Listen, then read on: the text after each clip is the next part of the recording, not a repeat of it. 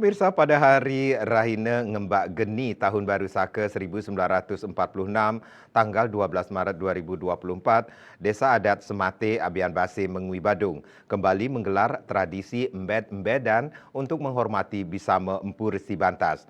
Kegiatan ini menjadi pengingat atas alotnya pengambilan keputusan di masa lalu dalam menentukan nama tempat suci yang baru dibangun di daerah tersebut oleh keturunan Empu Genijaya yang merupakan cikal bakal Desa Adat Semate atau sehidup semati.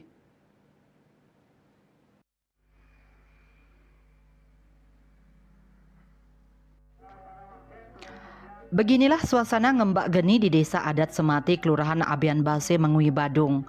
Nampak keramat, tumpah ruah, dan sangat antusias untuk mengikuti tradisi mbed-mbedan yang dilaksanakan di depan Pura Desa Pusah, Desa Adat Semati.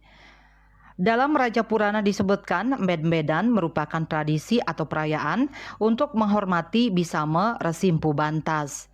Musyawarah untuk menentukan nama tempat suci yang baru dibangun berjalan sangat alot dan terjadi tarik ulur. Hingga akhirnya Resi Empu Bantas turun tangan memberi nama pura tersebut, yaitu Pura Putih Semate.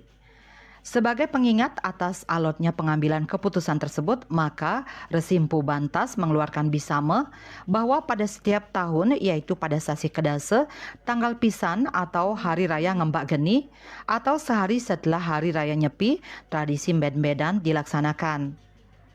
Dilaksanakan untuk pertama kali sekitar tahun Saka 1396 atau 1474 Masehi, yaitu pada saat pemelaspasan berdirinya Pura Kayangan 3 Desa Adat Semate.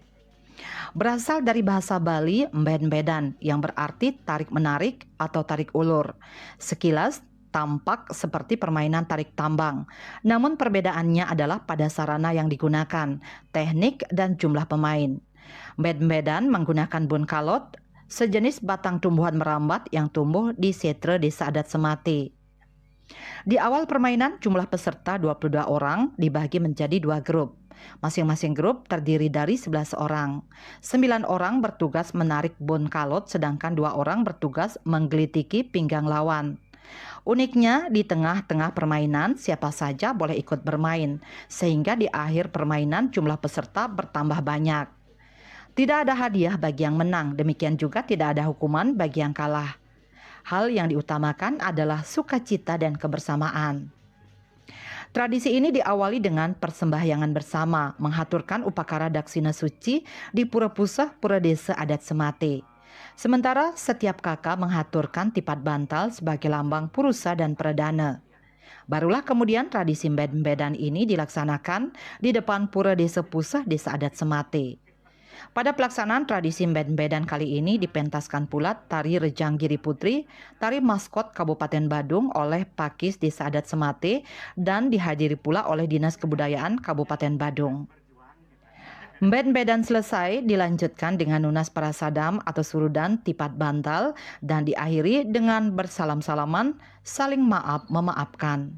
Tim Liputan Bali TV.